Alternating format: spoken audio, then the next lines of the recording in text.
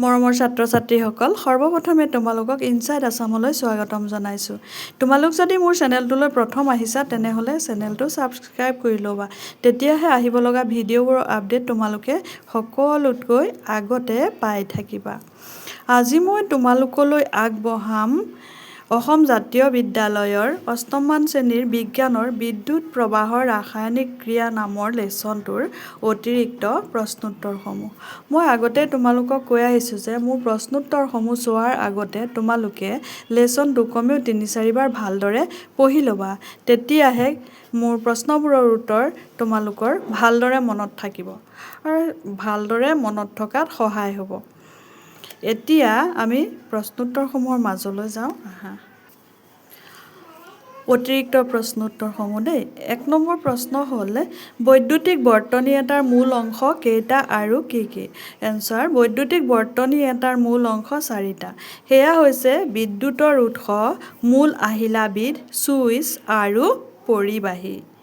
Question number 2: টিনপাত আচলতে কি বাৰু? এনচাৰ: টিনপাত আচলতে আইৰণ। ইয়াৰ ওপৰত জিংকৰ এটা প্ৰলেপ দিয়া থাকে।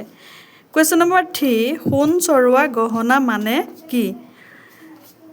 এনচাৰ: সোণ চৰোৱা গহনাবোৰ সাধাৰণতে চিলভাৰেৰে তৈয়াৰী। ইয়াৰ ওপৰত গ'ল্ডৰ প্ৰলেপ দিয়া থাকে। সেইবাবে সোণ চৰোৱা গহনা বোলা হয়। এই লেচনটোত অতিৰিক্ত প্ৰশ্নোত্তৰ বেছি নাছিলেই, আচলতে লেচনটোৱে চুটি। কিন্তু তাৰ মাজতো তোমালোকে কিছুমান চাবাচোন বাৰু দেই। চমু টোকা কিছুমান আহিব পাৰে, ধৰা বিদ্যুৎ বিশ্লেষণ, ইলেক্ট্ৰলাইচিছ।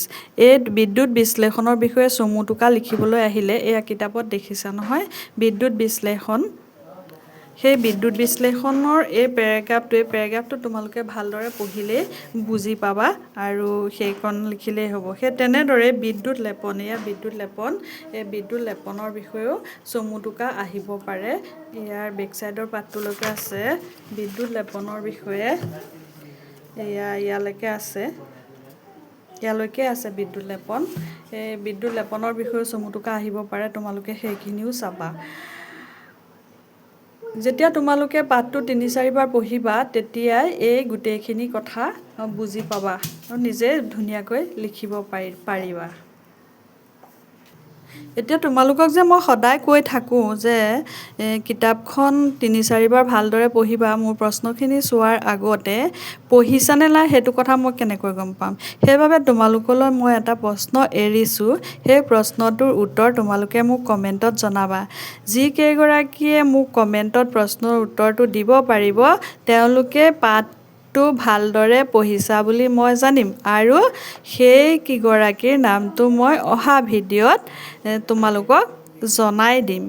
প্ৰশ্নটো এতিয়া চোৱা, ব্ৰঞ্জৰ ওপৰত সোণৰ প্ৰলেপ কিয় দিয়ে?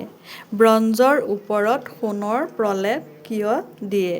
এই প্ৰশ্নটো তোমালোকে মোক কমেণ্টত জনাবা আৰু মোৰ ভিডিঅ'বোৰ চালে তোমালোকে এটা সৰুকৈ লাইক কৰি যাবাচোন বাৰু।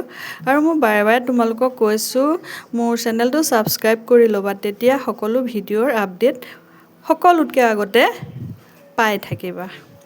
আৰু মোৰ ভিডিঅ'বোৰ চাবাচোন, লোকৰ লগত মিলাই অকণমান বেলেগ পাবা নেকি? বেলেগ যদি পোৱা সেইটোও কমেণ্টত জনাবা। বাৰু আজিলৈ আহোঁ, অহাকালিলৈ পুনৰ লগ পাম নতুন এটা ভিডিঅ'ৰ সৈতে। ধন্যবাদ।